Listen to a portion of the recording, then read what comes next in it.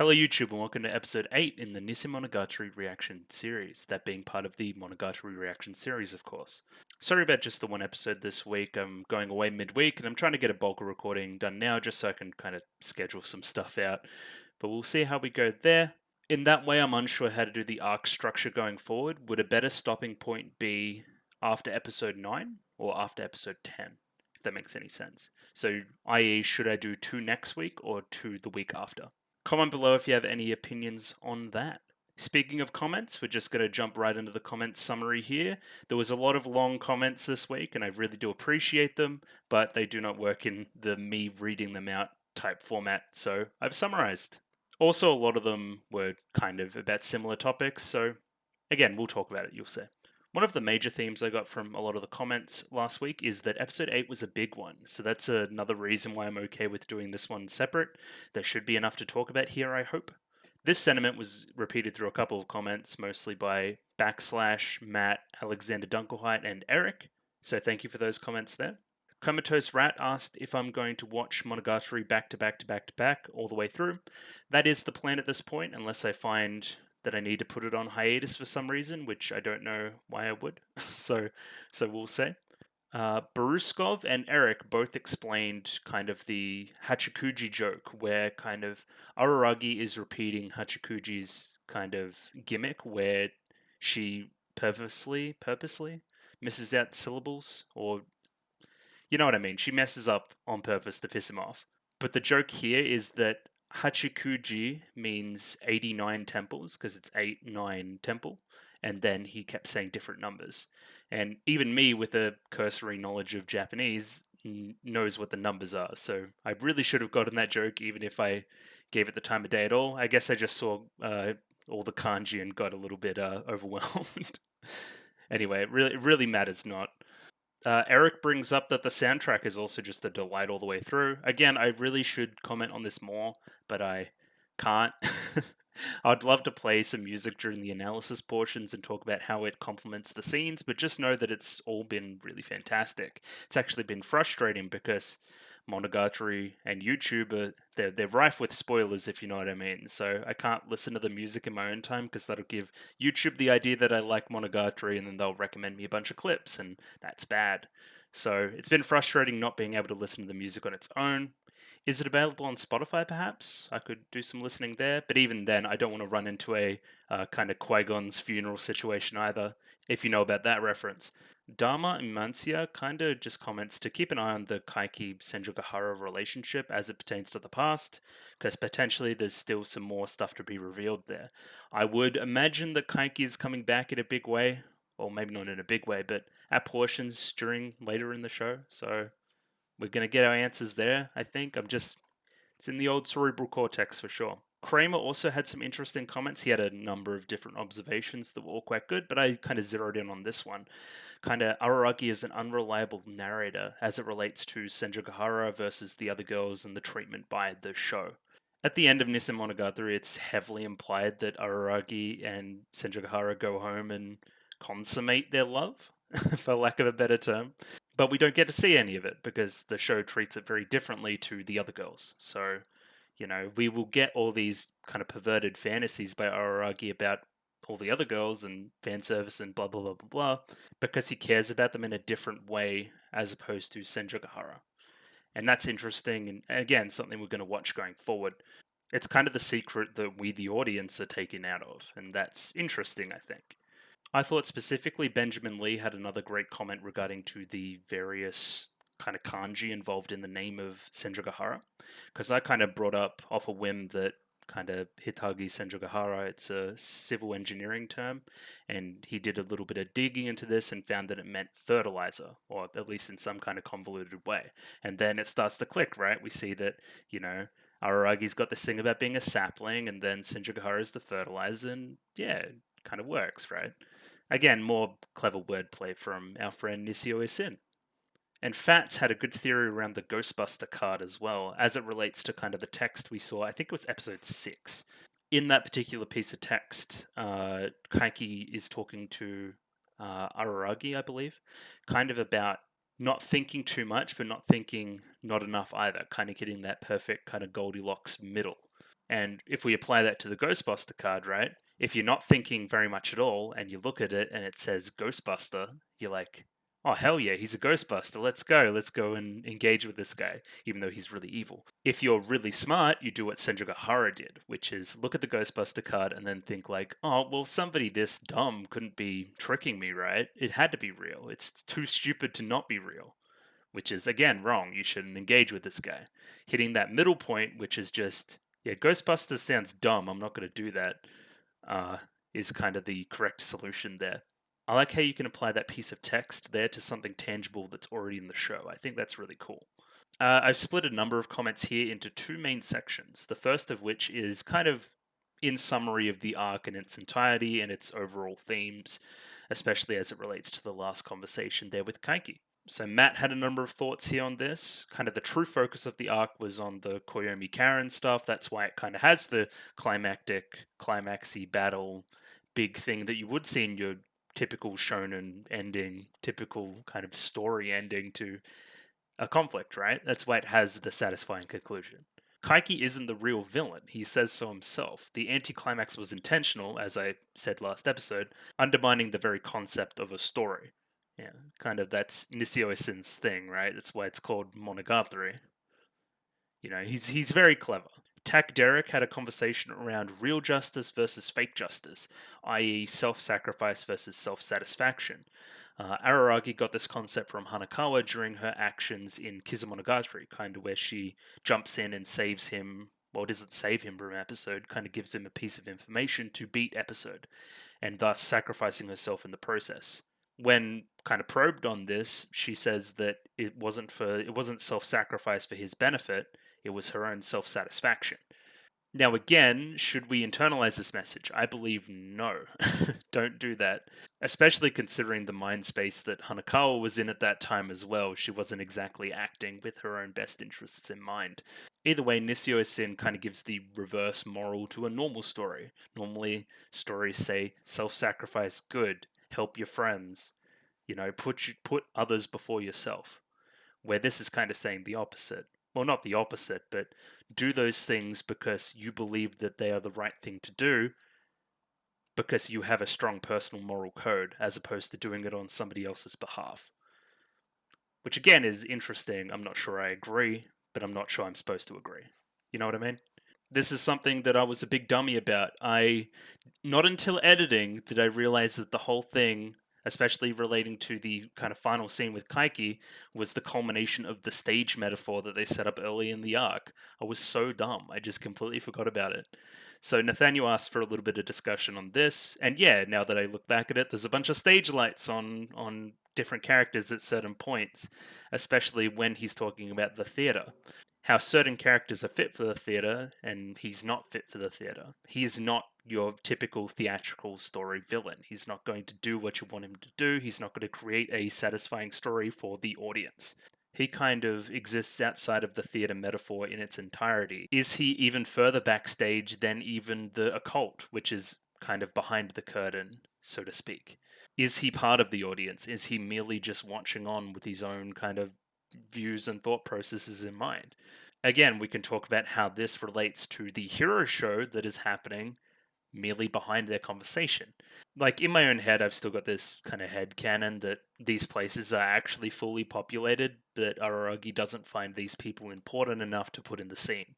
So there's a massive hero show going on in the background with a stage, with a crowd, and they're just standing left field of that. They're not on the stage. If they were put on the stage, then it would be a very different kind of conclusion there.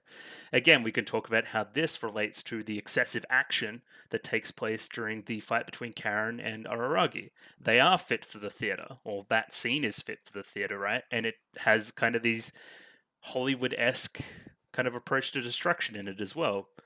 You know, very purposeful. It's a giant fuck you, basically. It's like, I'm not going to play my role. You guys can try to play your roles. And then he's like, Symphogear used to be fit for the theater, but now she's not so, but then she maybe becomes fit again during the conversation. It seems like Kaiki likes to associate with these characters that are fit for the theater. He says that they make his job fun. The job wouldn't be the same without them.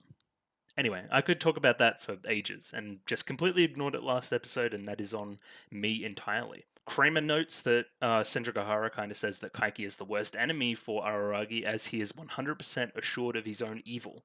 He is the opposite of the hero show taking place in the background, right? He is not the kind of shonen antagonist. He can't be Naruto talk jutsu'd out of whatever he's doing, right? He is 100% assured and 100% Kaiki, 100% evil, right? Araragi's approach to heroicism, which is remarkably similar to Karen's, would not work, right? That's why Senjugahara kind of comes with him and blah, blah, blah, blah. Anyway, then we can relate this to Fatz's comment regarding Karen's approach to Kaiki in the beginning, where we see that flashback where she goes all alone, she tries to talk Kaiki out of what he's doing, and then threatens violence when he doesn't cooperate. You know, like a hero. He just doesn't care at all, right? And he notes specifically that she went alone, right?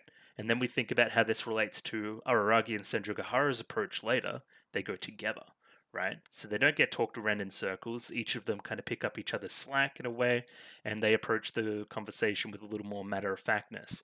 I wouldn't argue that it worked. He still probably got the one up in the conversation in the end, but it worked better than Karen's, of course. And then after all that, we have the other big kind of topic of the comment section, which is the sub comments around the sub track that I'm using. All in all, I will switch to Call Girls, and these are the reasons why. Alexander Dunkwhite kind of describes the subs as icky, and that they replace otaku vocab with other stuff that's in conflict with the portrayal of anime tropes in the show in general, which I agree with. I had to kind of pick up that they were saying tsundere at certain points just because it's a really specific word that I can listen to in the dialogue and hear, but it wasn't translated very well in the subtitles, I didn't think, so that's a good example. Speaking of examples, Tak Derek had a number of examples in his comments as to why the subs aren't really a accurate representation of the source material, so those are appreciated as well. And yeah, just other various forms of disapproval in the comments by Benjamin Lee, Kramer, and Fats. So yeah, switching to Call Girls. It will happen for this arc and going forward. And yeah, that's done with the comments. Just a quick little recap of the last week's 2 episodes.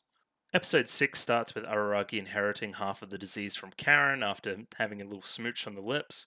Then he has a long conversation with Hachikuji. There are lots of jokes around here where their comedic roles are kind of switched, like they're playing each other's role in the conversation.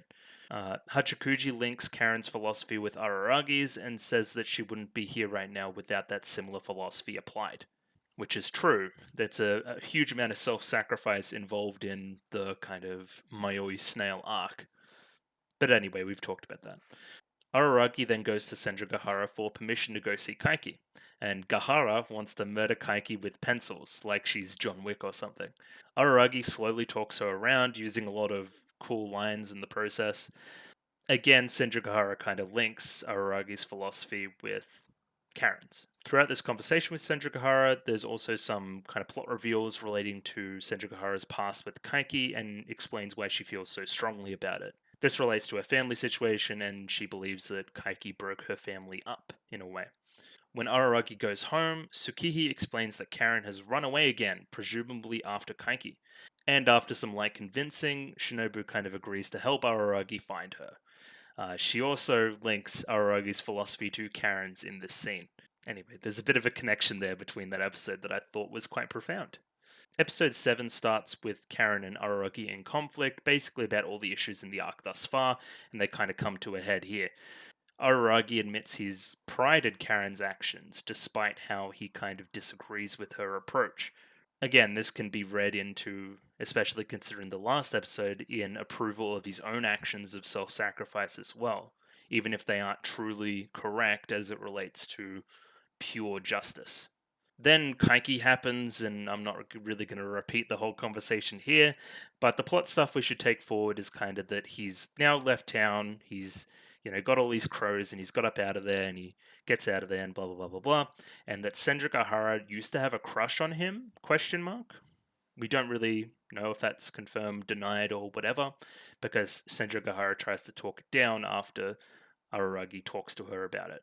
In the epilogue, the sisters run out of the house, unperturbed by the situation any longer, and ready to pursue justice in the same way that they already have.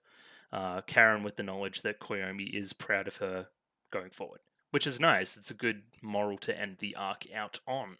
Some predictions going forward. I said it last week, but kind of if we're working on a rotational basis, we should see Kambaru soon, and we should see Sengoku soon again, especially Sengoku as she relates to Tsukihi, and we're going to Tsukihi Phoenix, which is this arc. I think it was Kramer suggested that I change the arc names going forward, and I have done that. I've gone through all the files and just kind of named them. I think the next one is Neko or something. I've named them Neko 1, 2, 3, 4, so I don't have the arc names on the files anymore. So I'll get an authentic reaction to the name of the arc during the episode reaction, which is great. But I do know that this one is Tsukihi Phoenix. It'll be the last one I do know, and thus we should talk a little bit about that. Phoenixes are associated with fire, i.e. the Fire Sisters, but then Tsukihi is associated with the moon, so I don't know. We'll see there. Fire is a pretty versatile metaphor, as I've said in the past, which means it could be literally anything. Some other things about the Phoenix is that they rise from the dead, they fly, and are mythical. So I'm going to imagine there's some other kind of oddity involved here that maybe involves rising from the dead. I don't know. We will see. Either way, I think it's about time to jump into episode 8 here, but not before some chill stuff. If you like the video, consider liking the video. If you like the video and want to see more, consider subscribing to the channel. Oh yeah, I hit 250 subscribers. I don't really know if that's a real milestone, but thank you for that. Comment below anything you thought about the episode, anything I could do to improve my presentation, comment below. And I'm doing follow for follow on Twitter, so follow me on Twitter if you'd like me to follow you back. Right here, time to jump into episode 8 of Nisemonogatari. So yeah, got episode 8 up here ready to go. Pop that up on screen. I kind of see a comic panel with Tsukihi and Araragi and their little like hair thing. Anyway, how long is this? 25 minutes and 8 seconds, so sync up at your leisure. There should be a picture-in-picture down in the description. And yeah, we're just going to jump right in. Going to give it a 3, 2, 1. Ready? Yeah? 3, 2, 1, go. The true identity.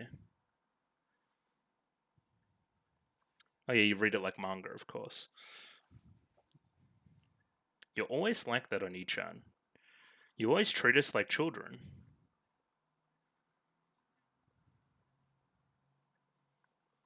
Okay. It's like Araragi's talking right to me. Platinum Mad? True. Like a Platinum Disco, maybe?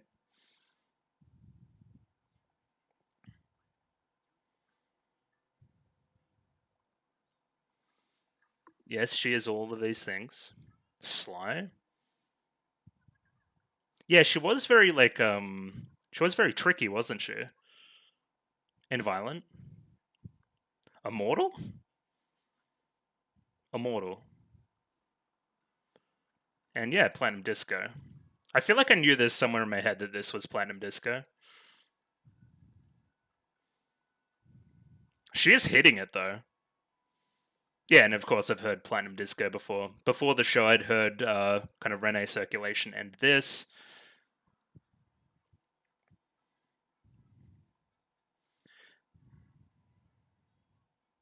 I'll give it a read later. I'm just gonna kind of enjoy it for now, because it is a bop. But again, we knew this. She has lots of different looks, doesn't she?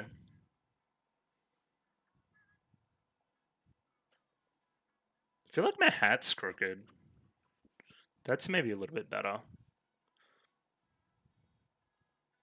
I don't know, a little bit uncomfortable, but you know, we'll just make do.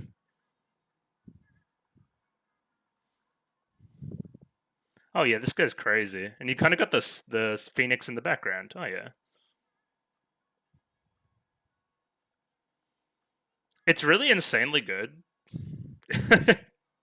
I never really like watched it like this.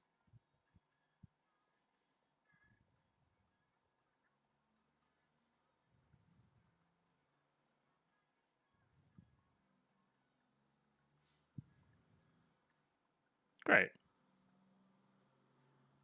Oh, I like that. That's cool. Okay. Circle.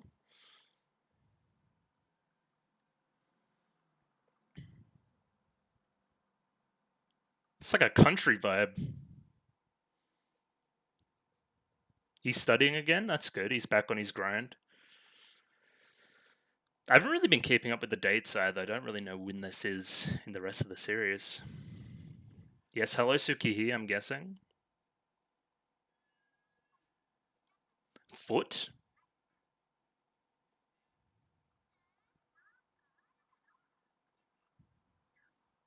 Yeah, right, okay.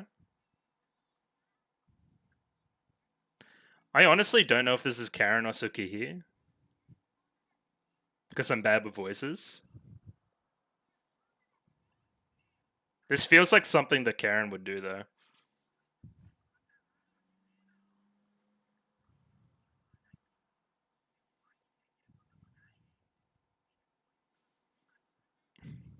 Nah, he snapped his pencil. He's done, bro.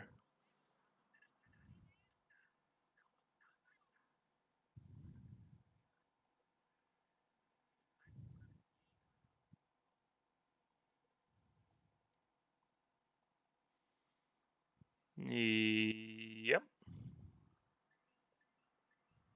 What are you wearing? Yeah, she never does that. What's going on here? What's coming off?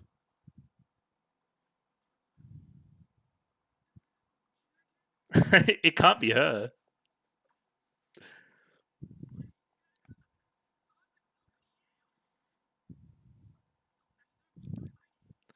She can wear what she wants.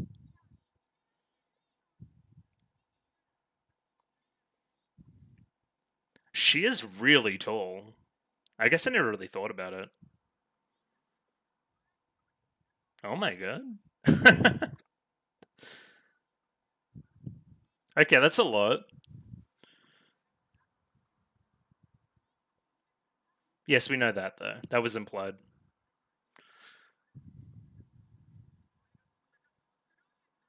I know, because she feels like it. That's cool.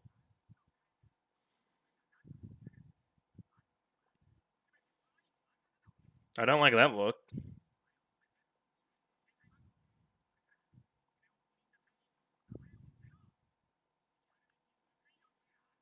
He's doing the most right now.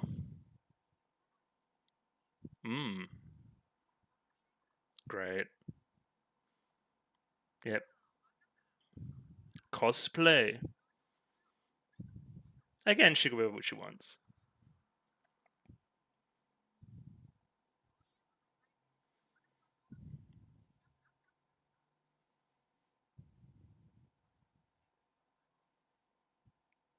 I don't know many strong elementary school kids.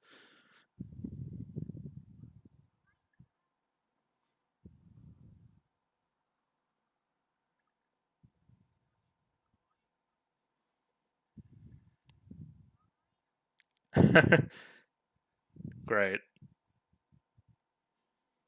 There's no right answer there.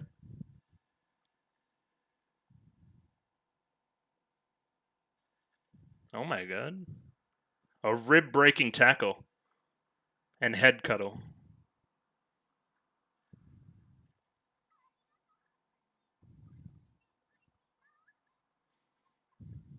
What's your game, Karen?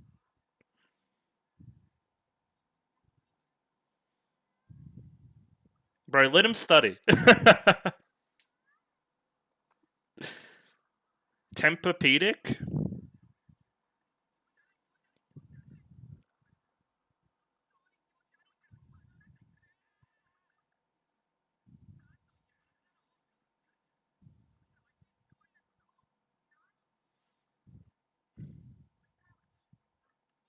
Oh, good. She's gone kind of crazy. I'm sure her neck slapped there. Snapped, I should say.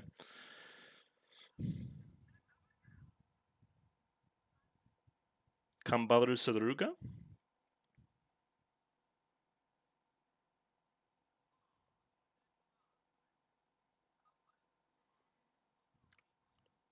It's true.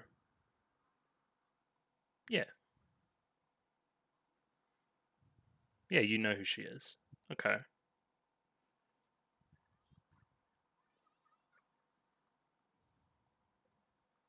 Yeah.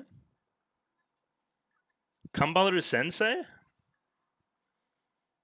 I don't think that's a good idea at all. Yeah, okay. The two kind of tomboy ones associating makes sense. Onisama?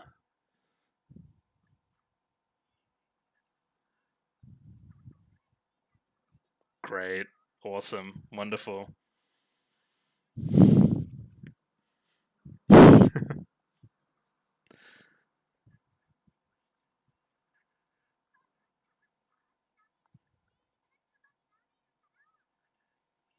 That's graphic.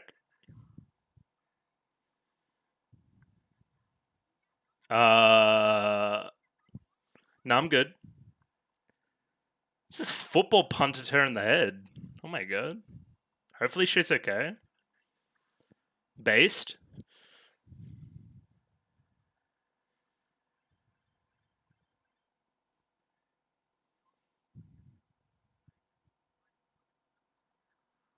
Of course not. I predicted the line.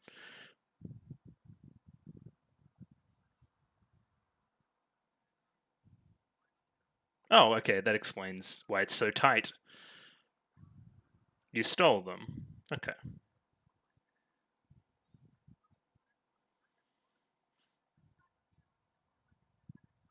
Match? Well, depends on the miniskirt.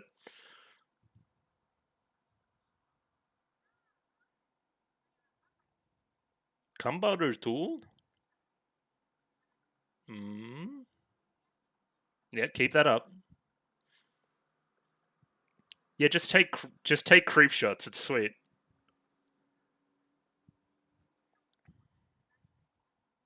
I guess, but that's more as it relates to Senjukahara. Karma?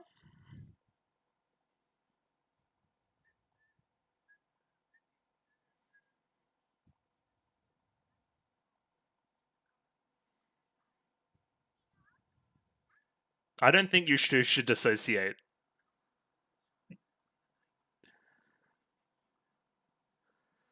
Yeah, that's what I was implying as well. She's a bit of a deviant. Yeah. His ribs have been broken twice.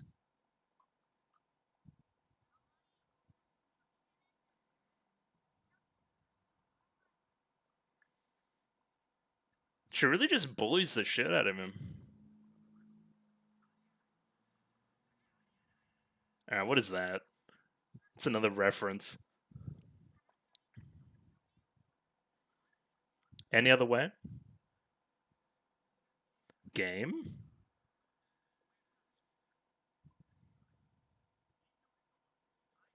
Okay, won't be fair.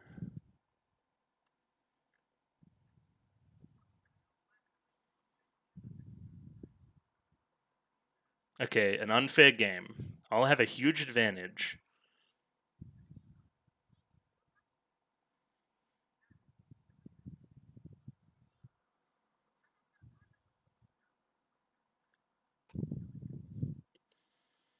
Any test? Oh god, he's ascending? Oh no. Okay, bye.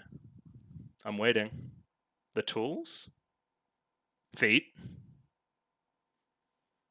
I'm nervous. I'm nervous? What tools did you get? Okay, alright, oh no. What are the tools? Toothbrush! Oh no. Toothbrush. He's. I don't see the eyes. Ah! Uh, no.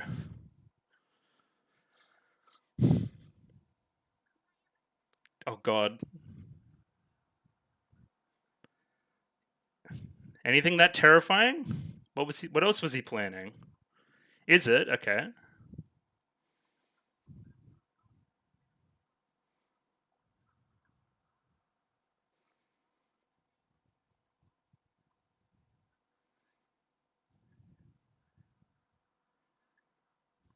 You're gonna brush her teeth. Alright, that doesn't seem too bad.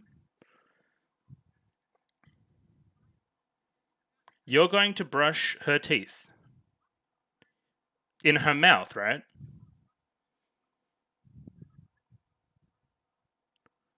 Mm-hmm.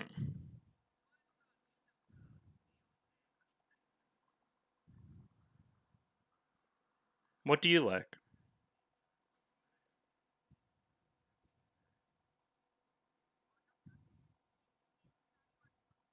I'm like tense.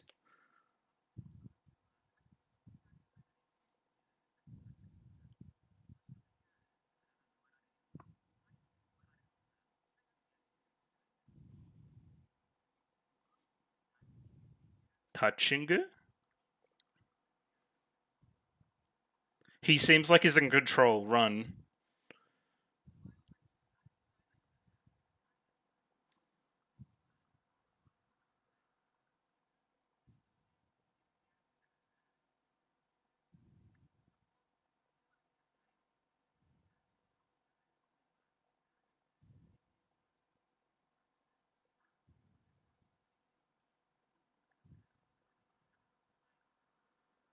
Somebody else brushing your teeth.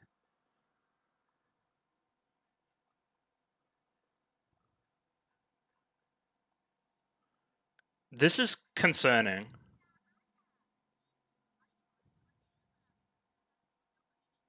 I'm still scared.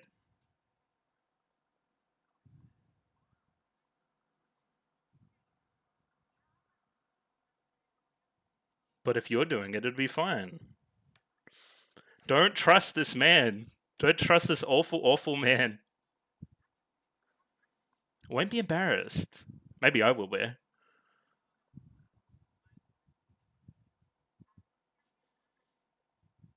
Kambaru sensei.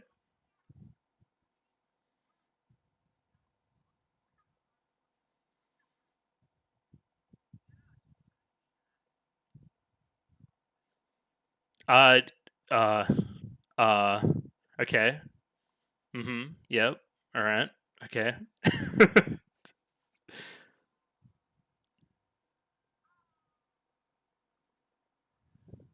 Feel the true terror of somebody brushing your teeth.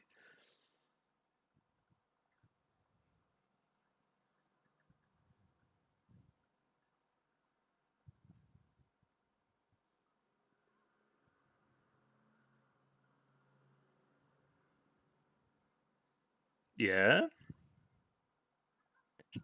Bro, she hates it. Or loves it?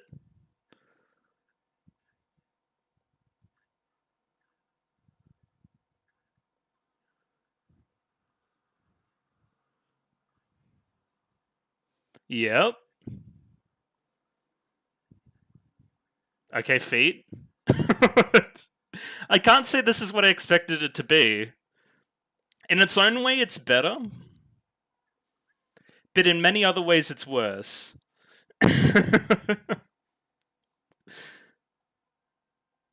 This is true deviance I'm watching right now. Got like the shoujo roses too.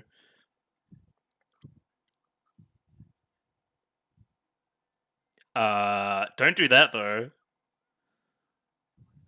I hate this because you can imply a lot of things from the visual metaphor going on right now.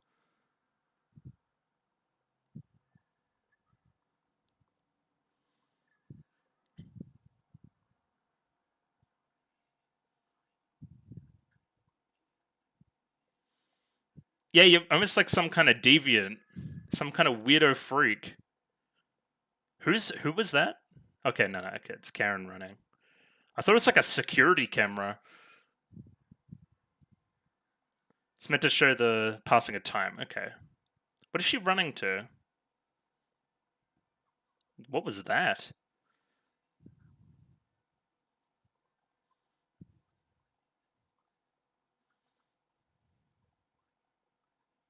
Ale ale? No, no, bro. He's too far in. He's too far in. The ideal woman?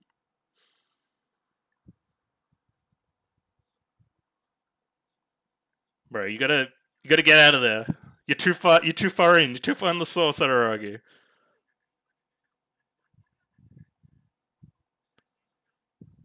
Yeah, I agree.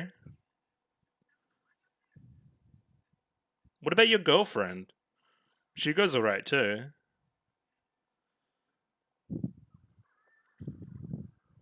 It's long, huh? It's really still going.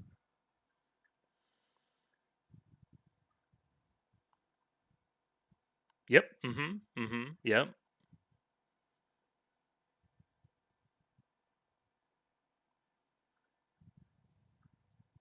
Yeah, kiss your little sister on the lips again. It'd be awesome.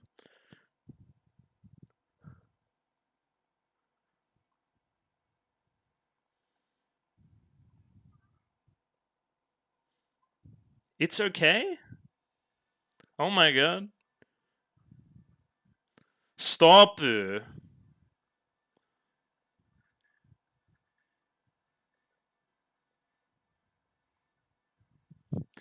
a true symphony.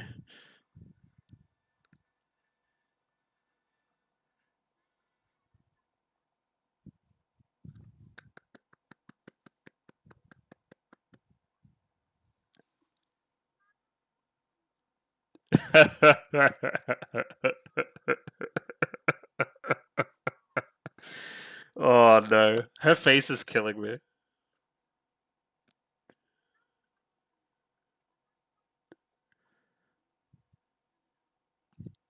Classic. It's the classic somebody walks in joke. It always works.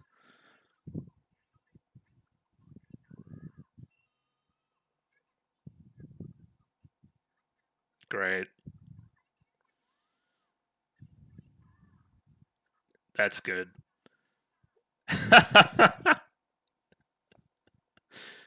Yeah. What is she going to do? Hmm? No?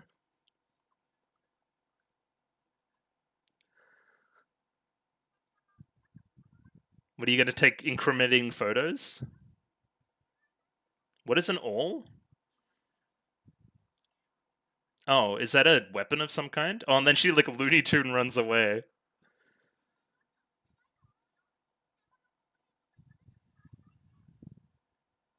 Oh my god. She went through 2 different walls. Yeah, get off. She kind of ruined the moment, which is good. Please ruin the moment. Or did she last? Or is it like a DQ type situation?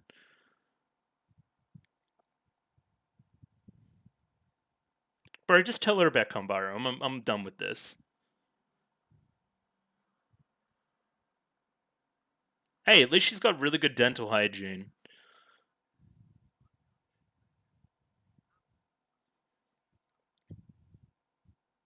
God.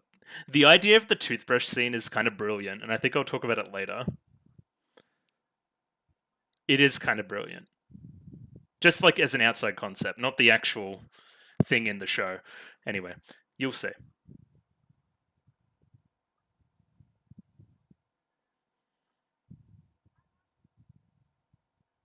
Oh, you want to go again?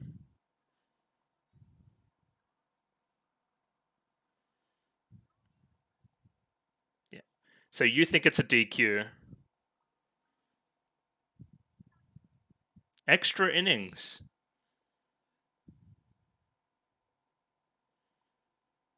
Oh, the music's starting back up. Suki, come back. Come back. Bro, what if she walks in and finds you again? Oh, God. Funny. She towers over him.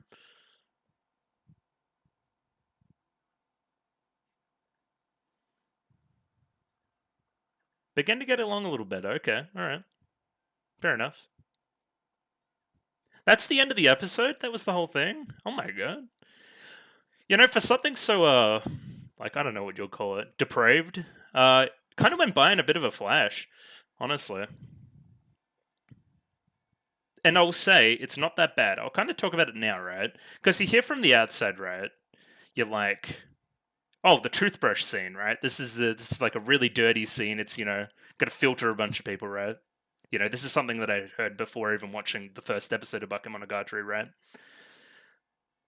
And your mind goes to what you think the toothbrush scene will be about, and then it isn't about that. It's just about brushing her teeth. But somehow that's worse. You know what I mean? But it's also kind of brilliant. I like that the Monogatari community has kind of kept this up. They don't really explain what the toothbrush scene is. They just call it the toothbrush scene. Also, I haven't really noticed anything really different in this ED. Yo, Platinum Disco goes though. That's a crazy opening. Might even be my favorite so far.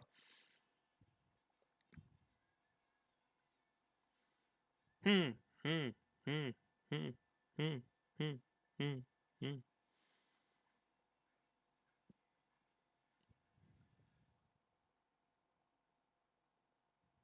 And yeah, there was something after, I thought.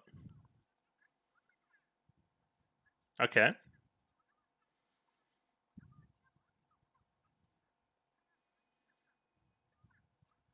Okay. What about rock, paper, scissors?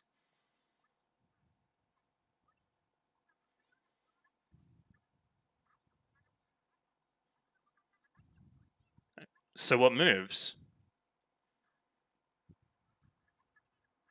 Yeah, it's an immature game.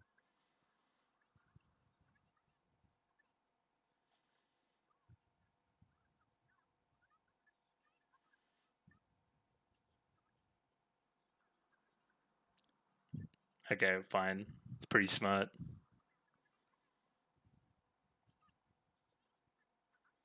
Okay. Thank you, Mayoi. Radio going to jump into a bit of analysis on that episode. I don't know how much I'll have to say, honestly, but we'll give it a go. Well, I guess I know why you guys were excited for episode 8 now. I thought it was going to be some kind of big, like, plot reveal or something. I really wasn't sure. So, it's a little bit interesting there. I don't know. What did I think about the episode? Uh, I can't imagine this is a well regarded episode. I thought it was pretty funny. It was more funny than I thought it would be um, from the outside looking in. Again, yeah, the Sakihi walking in is very good. Good build up, good payoff. You know, much like the toothbrush game itself. Uh, the amount of dread I felt when I saw that toothbrush was quite remarkable, honestly. But yeah, what did we really learn? Not a lot. Sakihi's off to go to the store to get an awl. Well, first, what is an awl? Let me find that out. An awl is a stitching tool which holes can be punched in a variety of materials, so existing holes can become enlarged. So yeah, it's kind of a sewing thing, I guess. Either way, it looks pretty painful, and it's a weapon that you could attain without going to a weapon store. She probably couldn't get it from a convenience store, but probably a specialty tool store. But still, you can buy it, and it could be used to kill. Again, I got the implication. Either way, she's off to do that. Whilst we get a little bit of lead into Karen potentially having some involvement with Kambaru, which I think's a bad idea for all the reasons we just saw, because she's a sexual deviant. Is the implication at the end that they're just going to go off and bang? Like, anyway, I choose not to think about that. But yeah, it wasn't too bad. It doesn't. I can imagine that this would filter a lot of people, which is fair enough. But I honestly don't mind this one in comparison to the rest, mostly because it doesn't feel out of place in its own episode. You know what I mean? At least we've separated it, right? Like, if I wanted to watch through this again and skip this episode, I very much could. Not that I probably would, it was still fairly interesting. I don't know, it's a tough one. Either way, we got a new opening, we got a new text thing to read, so there'll be some stuff. Other than that, I'm not really sure how much I have to say about it. I'll pop it up on screen here. And yeah, just going to go through and pause whenever I find stuff to talk about, which I don't know where it's going to be, but I'll find it. And I'll try not to put up frames of the particularly bad parts, but again, we'll try our best. I can start by reading the manga at least. I'm normally pretty good at this, like actually reading manga like manga. If you didn't know, I don't know who here wouldn't know, but you read it kind of backwards if that makes any sense. So you start at let's continue our story by revealing, then you look at the red, then the green, then that frame. It's kind of how you read it. That's what that line in the middle is delineating as well. I almost kind of edited in the same way as Monogatari, which is funny because in Monogatari, so say it's like playing out like a normal scene, right?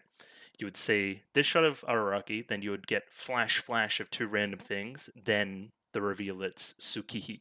So it's kind of weird how the manga is imitating the anime production style that is throughout the rest of the show. Oh yeah, and we start here. Let's conclude our story by revealing. So this again, like Nisemonogatari was conceived as the final chapter of Monogatari before it got more popular, right? Which doesn't really make much sense to me, right? This is a bad ending if this is the end, right? I don't know. I think at the back of his head he must have known that there was more, right? The story of my bratty and annoying smaller sister will bring these episodes of my beloved companions and me to a close. Are all of these shots here of Tsukihi? Got a different hair color in some of them. Oh wait, are they Sengoku? Am I dumb? No, they've got the hair thing. Weird. I should have picked it up before when she was talking about being platinum mad as opposed to like very mad. I think she was talking about in the scene. But yeah, platinum disco, platinum mad, Tsukihi, Phoenix. I don't know the connection, but that's a small one at least.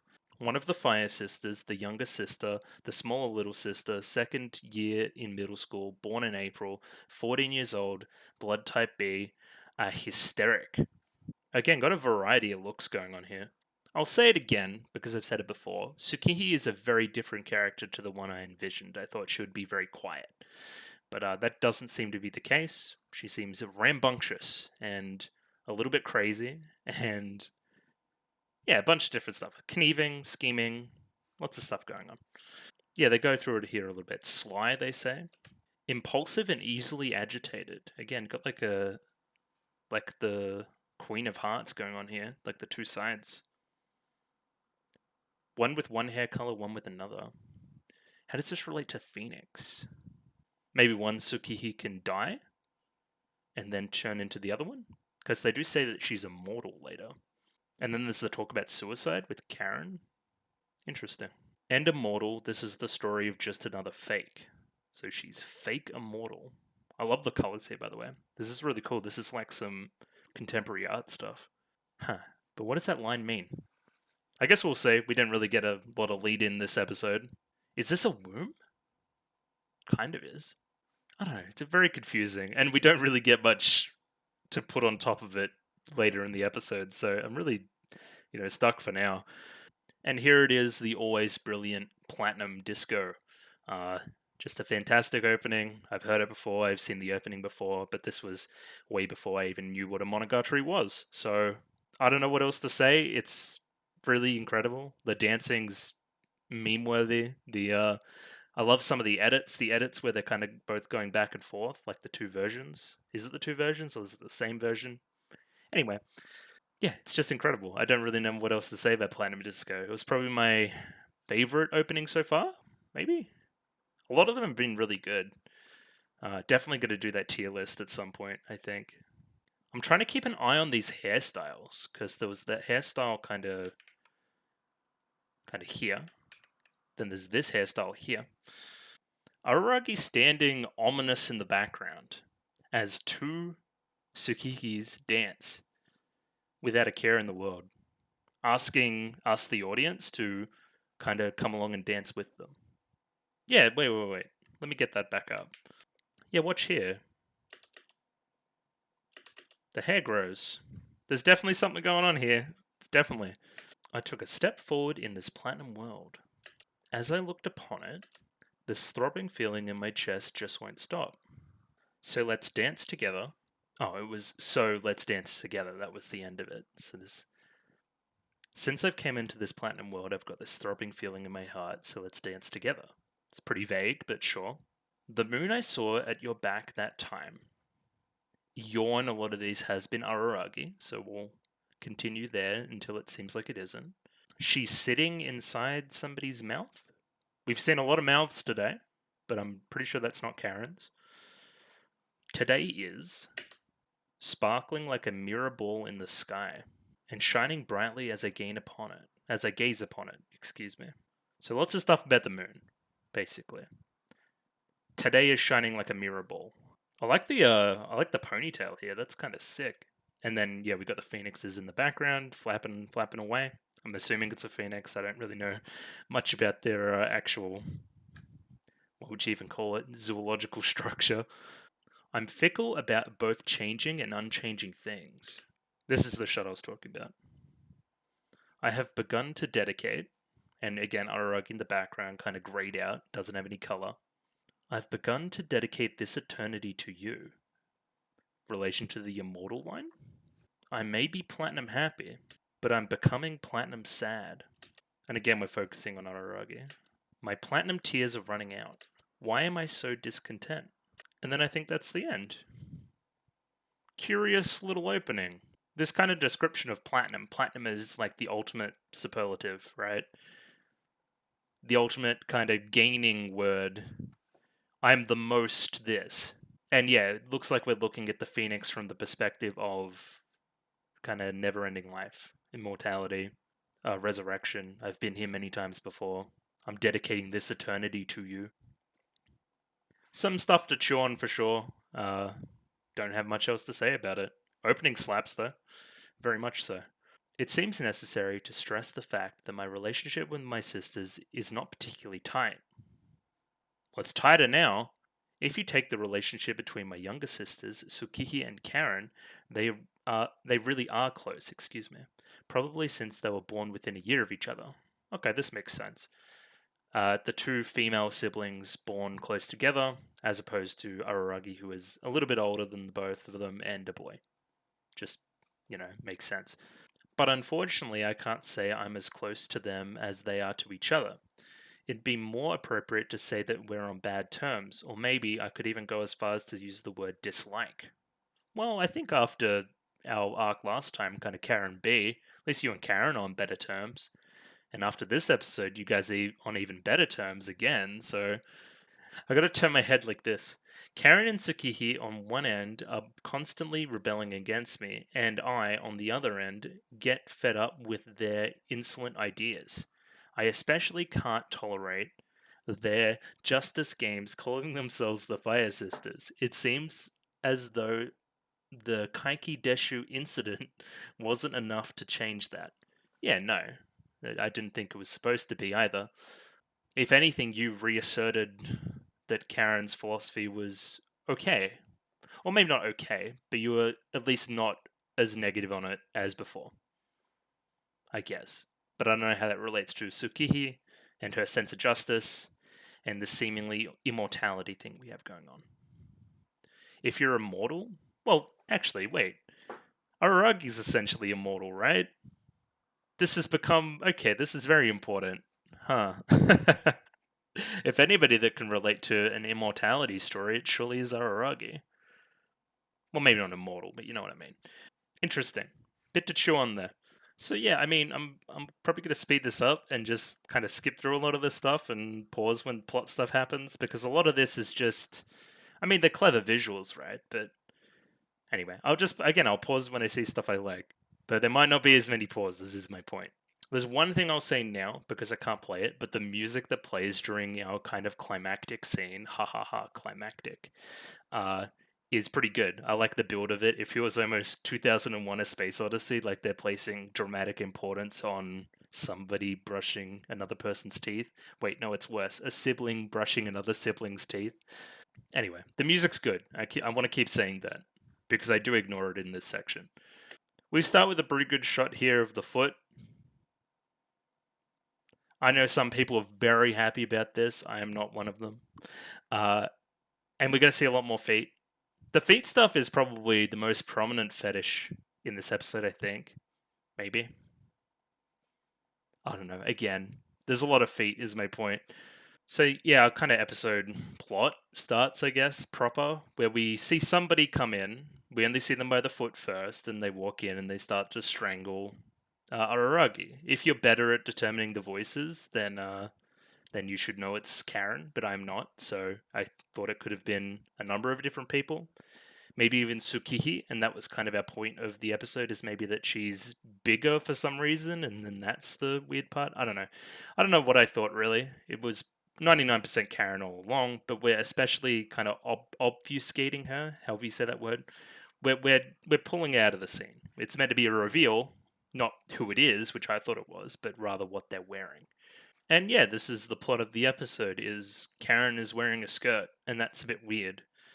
She's allowed to wear whatever she wants. I understand that this will be a little bit weird for Araragi in this circumstance, but she can do what she wants. Is my point. I don't know. I didn't get the implication that she stole it from her sister until later on, hence why the shirt's so tight. I'm not sure that's the only reason the shirt's so tight, but again, I digress. I will say it's a decent look. I like the colors. Um, yeah, she looks comfortable. I don't really know what else to say, man. She's like 15. It's a little bit strange. Originally, Araragi thinks that somebody's bullying Karen. The implication being that the only person bullying her in this scene is Araragi. Like, Karen would never do this on purpose. There must be some kind of outside force influencing her to do this. Pretty funny. You see, like, she towers over him. I know he's bending as well, but she is, like, bending a lot more to meet his eye level, even. She's tall as. And then there's this line: some of your thoughtless words nearly drove me to suicide during elementary school. That's deep. That's uncomfortable. And again, Araragi seems comfortable with it, so he obviously knew about it. I wonder if this comes up later.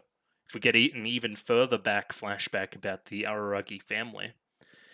Again, this serves as kind of the motivating mechanism behind their philosophy, right? Is that probably Tsukihi internalized a lot of this as well, and a lot of their parading about justice was torn down by Araragi due to his own baggage at the time, and then they doubled down and blah, blah, blah. I think that's what has happened. You created this hatred for evil in my heart. Yeah. I like the exaggeration of it all. It feels very Kaguya-sama. Not the only time that I think the whole thing gets a little bit Kaguya-sama, especially with the joke of somebody walking in on something inappropriate happening. I swear to God, in Kaguya-sama, it happens like 20 times through the whole series. That's like the only joke the author has. But it's a good joke, so we're not going to be too critical. Yeah, some of these, let's focus back in. The exaggeration of the shots is great. Like, kind of this real terror that something is different. Something said, not good. Kind of that vibe. This frame is terrifying, though. He tries to justify it. Oh yeah, it's just cosplay, right? You're just, trying something new. Even I get a little hurt when you think that me trying on something different is me putting on a costume. Like, no, I just wanted to try it. Like, that's okay too. Again, I'm analyzing an anime girl's skirt, but there's something deeper there for sure. Something about identity. Again, wear whatever you want. Who cares? Who cares what they think? Even your brother, who cares? Well, and then Araragi gets put in the really bad situation, where I've been in this situation before. Somebody that you're close to but not romantically associated with asks you if something looks good. This is a trap, because you can say, well, no, it doesn't look good, and then they get hurt. But if you say it looks good, it implies other things as well. Yeah, this is a pretty classic situation that Araragi has been put in. I like how she threatens him. It's cute, isn't it? Yes, it's cute, sure. And then I think the visual metaphor here is pretty funny. As he says it's cute, she runs right up to him and kind of smashes his ribs, but she runs through a building in the process. Yeah, like right here. Again, very Looney Tunes, especially like the edit at the end, actually, where Tsukihi runs away to get the tool. And something about like the holes in the walls as well. Again, they know their influences for sure. So rib crunching hug, but it's more than a hug for sure. I feel so relaxed when I'm hanging on to Oni-chan. I I really don't know what else to say. Like, the way she's moving, very strange. Do not like. Um, Again, this kind of leads into the conversation about Kambaru, but yeah, I'm gonna skip a lot of this. I thought Tempur-Pedic pillow was pretty good though. That's a pretty good joke. I've decided from now on to be a good little sister who loves her brother and would never disobey him. Aragi's like, I wouldn't like that, and I think that character would overlap with Kambaru, which is true. That's kind of her thing. And then the look in the eyes here, Kambaru. Okay. And then your brain starts ticking, right? Well, Karen's a tomboy character. Kanbaru's a tomboy character. There's a connection there for sure. And then, yeah, she reveals that, hey, I know who Kanbaru is. She seems like pretty cool. Can you introduce me? She even has her own fan club. So we get our plot point for the second half of the episode. Would you please introduce me to Kanbaru sensei? Araragi thinks it isn't a good idea for pretty obvious reasons, considering Kanbaru's sexual deviancy, as well as her just being generally a bit of a troll. And Karen wants to meet Kanbaru because I'm guessing she has some kind of crush on her, the same way, like a senpai crush, right? Or maybe more than a senpai crush. Either way, she wants to meet her. There's a little bit of a domination game going on here. Whoever has the control of the scene. Like at one point, it was most definitely Karen, but now it definitely isn't. And then she gets a little bit back later, and then she loses it again. And yeah, then I think she ends with the control in the scene. I guess strange with your little sister for sure, but it's a fun dynamic. It keeps the episode from getting too stale. I did remark that it went remarkably quickly, so maybe that has something to do with it. Maybe the kind of twisty turning domination relationship. Anyway, Araragi says that he doesn't want his little sister's virginity as he kicks her in the head and sends her flying through the roof. Yeah, we're just kind of goofing off. We got this really funny diving scene too where she makes a landing after getting kicked and gets a score for it. Like, it's just kind of a goof. Again, it's back to the kind of the summary OVA vibe of the start of the season, really. Maybe that's what happens before we get into these arcs proper. So we just start with a bit of a goof. I'm amazing Tsukihi-chan lended you those clothes. No, I stole them. And again, this is another setup for later when she walks in, because it's like... Because the implication is even worse, right? Because you see... So say you walk in, you see your brother and your sister, like, on top of each other with a toothbrush, and then the sister's not wearing a lot of clothes, and those are also my clothes. Are they doing some weird roleplay thing that involves me? It's even worse. The build-up of the joke's quite good, is my point. Yeah, she is the unofficial leader of the unofficial Kanbaru Saruga fan club that takes place at middle school. And yeah, there's a bunch of creep shots of Kanbaru that have been taken, and Araragi is in them. Thus, this is probably what she wanted from the start of the scene, now that I'm thinking about it, right?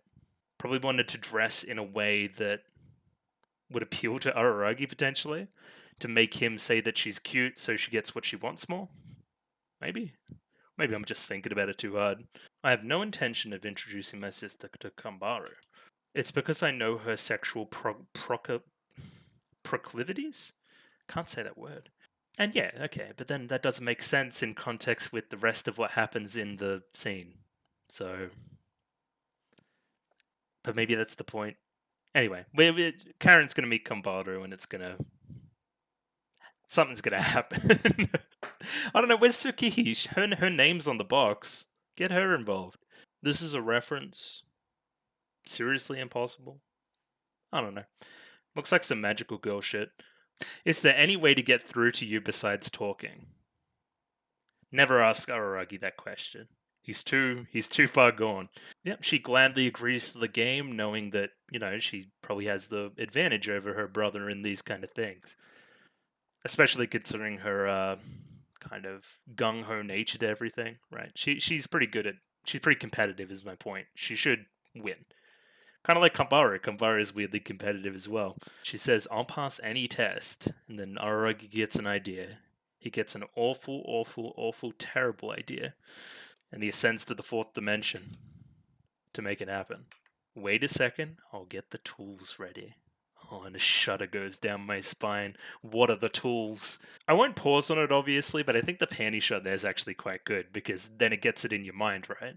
That, he's going to be a weirdo with the toothbrush in her nether regions. But really, that's kind of the I don't know what you'd even call it, red herring of the scene. It's a fake. The real stuff is in the mouth, of course. That's my toothbrush you're holding. And I see that word, I see toothbrush, and then I understand. And I'm like, oh god, here comes the toothbrush scene. What's going to happen? Oh no. It's all in my head, all these awful, terrible things that I've heard about this scene, right? I brace myself, is my point. And then Karen's like, you're going to stick it up my butt? And originally I thought, no, not your butt. But yeah, no, Araragi has different ideas again. Then Araragi's like, no, it's not that. I'm not that weird. He's like, no, I wasn't going to do that. No, your brother isn't planning anything that terrifying. Perfect. So he comes up with this example, which is, I don't like other people cutting my hair, somebody I really don't know, because it's kind of really sensitive and my special spot and all these kind of other things, right? So how would you feel about somebody else brushing your teeth? That got me thinking. I don't really know if I would care. I mean, I've been to the dentist. That's somebody else brushing your teeth, especially when they give them a clean at the end. And I don't really feel that perturbed about it. Somebody brushing them with an actual toothbrush? I don't know. Again, I don't have problems with haircuts either. Anybody can cut my hair. I don't really care. But yeah, I just don't really agree with the philosophy here. Maybe if you're like super sensitive about things, but not me. We could do some talk about the spotlight stuff here and how it relates to our theater metaphor, but again, I'm not really sure it's that relevant. It's more just it's actually really nice framing. I like the it's not center. You know what I mean? It's kind of like shadow puppets a little bit in the background. The conditions are set. She needs the last 5 minutes. That's the limit we've placed on this. So 5 minutes of Araragi brushing her teeth. But again, I mean, the teeth it's a metaphor, right? You know what he's really thinking, and you know what your dirty part of your mind is really thinking is happening, especially the shots of the tongue, the shots of a little bit of dribble coming out the side of the mouth. I don't want to get too perverted here, but you know what they're doing, right? I think the implication is a lot worse. Or is it? I don't know. Because being like turned on by your mouth is also really weird. So I don't know. No offense to any of the mouth fetishists out there, but yeah, not really my thing. Yeah, Karen thinks it sounds great, agrees to the game. Whenever Araragi has this look, you don't trust him very much for sure. Like, no eyes. Don't trust anybody with no eyes. Gotta see him in the eye. And then now, kind of, filter over the scene changes as well. It's this very pink, very fluffy tone. I don't know. look at how evil this guy is. There's even some like shoujo roses at some point, along with the filter. It's pretty funny. Then Araragi's like, "Oh no, I'm into this shit. This is bad." There's the TV in the background, kind of delineating how much there is to go, and kind of Karen is running on it, kind of associating it with an endurance test, I guess, which is pretty clever. Again, it's not. It's gratuitous and it's stupid, but it's not without merit. Again, I think it really helps that we've separated this into its own episode. It gets its own set of expectations along with it. It's way better than serious combo, panty shot. You know what I mean? It just fits better. It doesn't take me as out of it as I thought it would. Araragi starts to mount Karen. Very cool. And then an outside force intervenes. Enter one Tsukihi who walks into the scene. What are you doing? Oni-han, Karen-han, please explain what is going on here. And kind of got this like really blank stare, like really simple geometric shapes making up the proportions. It's very funny. Made me laugh a lot during the reaction. It's the classic. It's the classic somebody walks in when they're not supposed to joke. The filter's gone, the roses are gone, everything else is gone. It's it's just two people caught in the act. I like how they both try to feign ignorance and kind of push it on each other here. Why am I pushing my little sister onto the bed with a smile while brushing her teeth? Why am I wearing my little sister's clothes and smiling as my brother pushes me onto the bed? Oh my god, what a twist. I can't believe this is happening. What a surprise. Like they're both trying to get out of it. It's fun. It's like Tsukihi's the mom. Thanks for saving us. Yeah, it's quite funny, is my point. So I think a lot of people were going into this like, I don't know. I've had adverse reactions to the fan servicey stuff in the past, and they were really worried about this episode in particular, or maybe not worried, maybe excited is a better word there. But I think this is pretty funny. Like, honestly, it isn't that perverted. Well, kind of is, but again, we've been through it. And I think the joke at the payoff at the end's quite good. Feels more like an OVA. Probably should be separated as such, but I don't know. Didn't hate it as much as I thought I would. Tsukihi takes this data in. Would you two stay like that for a moment? I'm running to the convenience store to buy an awl. Now we know that an awl is you stab people with it. So yeah, she is very unhappy as to what's going on. So the hopes and prayers of our two protagonists in this scene are not really founded.